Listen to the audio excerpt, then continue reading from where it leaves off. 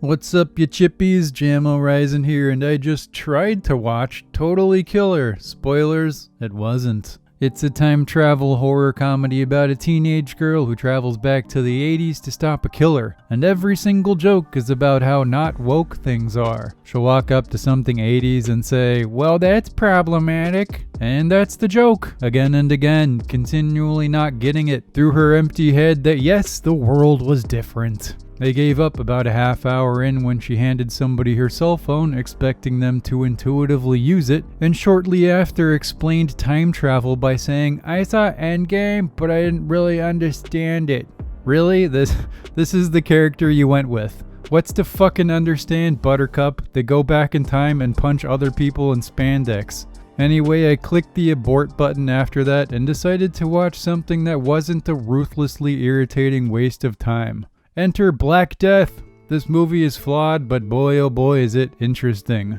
The story takes place, by golly I bet you can't guess, in the time of the Black Death, and centers on a grim, brutal band of Christian soldiers led by the great Sean Bean. They're trying to find a swamp village where a necromancer is supposedly bringing people back to life. On the way, they pick up a monk played by Redmayne to be their guide, and the merry band laugh, sing, and murder their way through the plague-ridden mire of rural England.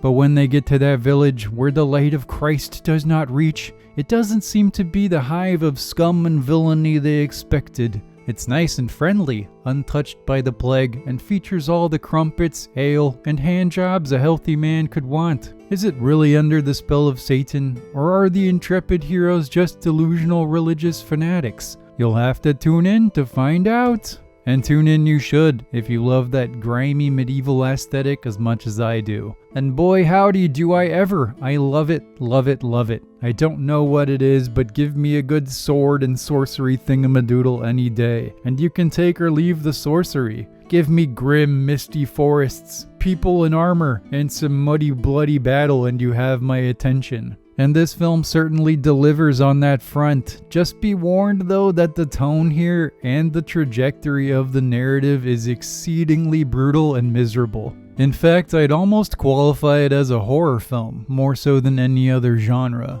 And you should be prepared for some extreme human behavior and an ending colored by the crimson of pain and hate. I like that stuff generally. I don't know if it's just because I'm a miserable bastard and stories of suffering feel more real to me than happy rainbow kitsch. But I did enjoy the story of this film. I think the most interesting thing it does is engender shifting alliances in the mind of the viewer, as we align more to the villagers' side or to that of the warriors as the details make themselves known. Morality is murky at best when you examine the actions of either side, and when you frame that against the historical backdrop of plague and religious ignorance, it's just that much more evocative for me. The actors are also really good. You have Sean Bean, of course, always excellent, channeling a darker, even more fanatical version of Boromir, and a young Redmayne showing us his undeniable talent years before he won that Oscar for his amazing performance in Jupiter Ascending. The supporting cast is also pretty flawless, and I particularly enjoyed Sean Bean's cast of Christian murderers. They were a lot of fun.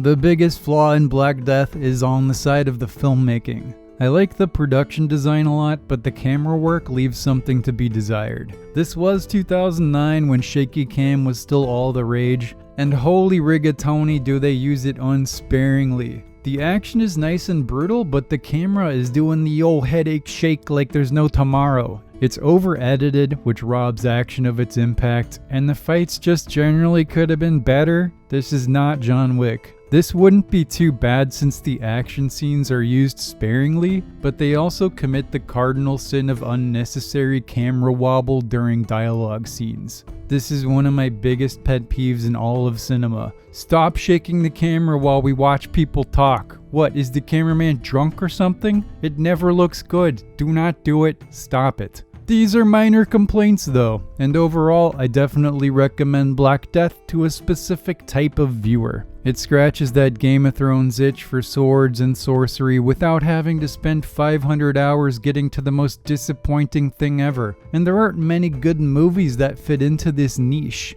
so every one of these medieval bloodbaths must be treasured. I also think this will fit into your October horror movie lineup. Take a break from monster flicks, strap in and strap on, hop in the mud, and torture some heathens with good old Sean Bean. Thanks for watching. Peace, love, and Iron Maidens, and I'll see you in the next one.